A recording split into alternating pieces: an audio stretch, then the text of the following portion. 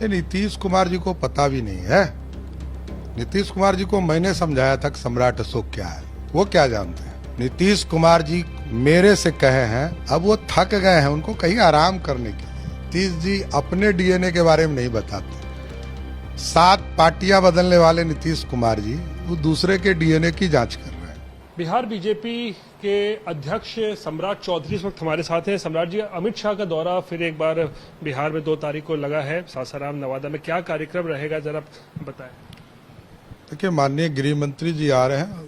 जो सम्राट अशोक जयंती का समारोह का कार्यक्रम है, जो हम लोग सासाराम में इस बार मना रहे हैं। पहले कई वर्षों से हम लोग पटना में मनाते थे। इस बार सम्राट अशोक के शिलालेख, बिहार में एक ही शिलालेख है, और उस शिलालेख पर भारतीय जनता पार्टी ने आंदोलन करके चंदन पहाड़ पर जो शिलालेख है उसको मुक्त कराया, और लगभग 20 वर्षों से उस शिलालेख को कब्जा कर असामाजिक तत्वों ने रखा था, और भारतीय जनता पार्टी ने आंदोलन किया।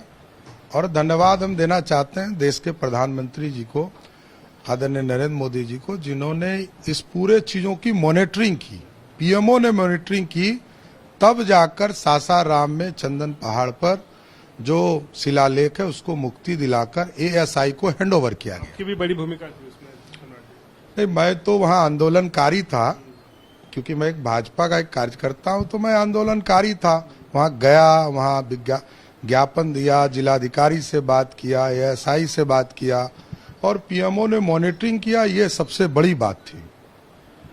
तो अब कार्यक्रम जो होगा क्या है, मतलब रूपरेखा क्या रहेगा इस 2 तारीख? दोनों जगह हमारी बड़ी सभा होगी। लाखों की संख्या में हमारे कार्यकर्ता साथी जुटेंगे, और सम्राट अशोक के जो उन्होंने अखंड भारत का सपना देखा था, जो आज नरेंद्र मोदी जी देख रहे हैं, देश के गृह मंत्री जी देख रहे हैं, उस सपने को साकार कर रहे हैं।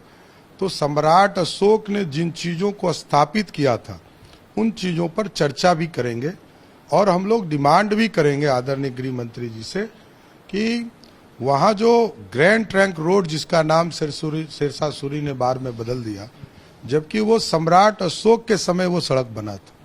नाम ही यदि होना है तो सम्राट अशोक पथ होना चाहिए। और जब चंदन पहाड़ पर शिलालेख मुक्त हो गया, तो उसका विकास अब एएसआई के माध्यम से भारत सरकार कराए। सौंदर्यीकरण हो, वहां पर विकास हो, वहां पर लोग पर्यटन के स्थल के तौर पर जाने, इन चीजों की चिंता करेंगे। लेकिन सम्राट अशोक के जो कार्यक्रम हो रहा है, जयंती हो रही है, इसको लेकर जबरदस्त राजनीति भी है। नीतीश कुमार तो कल सतर्क कर रहे थे, वहां जो कुशवाहा समाज के लोग थे कि भाई आप अलर्ट पर रहिए, दिल्ली वाले आएंगे, आपको बरगलाएंगे, उनसे सतर्क रहना है। नीतीश कुमार जी को पता भी नहीं है। नीतीश कुमार जी को मैंने समझाया था कि सम्राट अशोक क्या है, वो क्या जानते हैं। मैं कह रहा हूं, मैंने नाम रखवाया सम्राट अशोक, और उन्होंने बदमाशी करके, जो होता नहीं है, किसी समाज को अपमानित करने का काम किया, तो उसमें बापू सभागार नाम दे दिया। अरे उसका नाम मगध कर देते, कौटिल्य कर देते, चाणक्य कर देते, आपने उसमें ज्ञान भवन कर दिया। अब गांधी मैदान में बीच में घुसकर किसी तीसरे का नाम डाल दूं, तो ये अपमानित करने का काम है। नीतीश कुमार जी मेरे से कहे हैं, मैंने सम्राट अशोक भवन की शुरुआत की है पूरे बिहार में। नीतीश कुमार जी तो 2016 से जाने की सम्राट अशोक का कार्यक्रम क्या होता है। नीतीश कुमार जी क्या सतर्क करें, उनको पता ही नहीं है, तो क्या बताएंगे। ऐसे कैसे हालात बदल गए कि आपने उन्हें समझाया और आज आप बीजेपी ही से सतर्क कर रहे हैं? वो कुशवाहा समाज वो बेसिकली समझने वाले नहीं हैं। अब वो थक गए हैं, उनको कहीं आराम करने के लिए। कल तो आप पर भी तंज कस रहे थे कि उपेंद्र कुशवाहा पे तो तंज कस रहे थे, आप भी कह रहे हैं कि वो पहले कहाँ थे, फिर कहाँ गए, आज कहाँ पर हैं। स्वाभाविक है, नीतीश जी अपने डीएनए के बारे में नहीं बताते। 7 पार्टियां बदलने वाले नीतीश कुमार जी वो दूसरे के डीएनए की जांच कर रहे हैं। चलिए, शुक्रिया।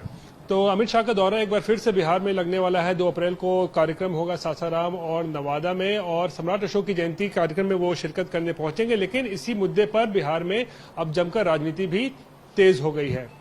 कैमरा पर्सन अनंत कुमार के साथ रोहित सिंह, पटना।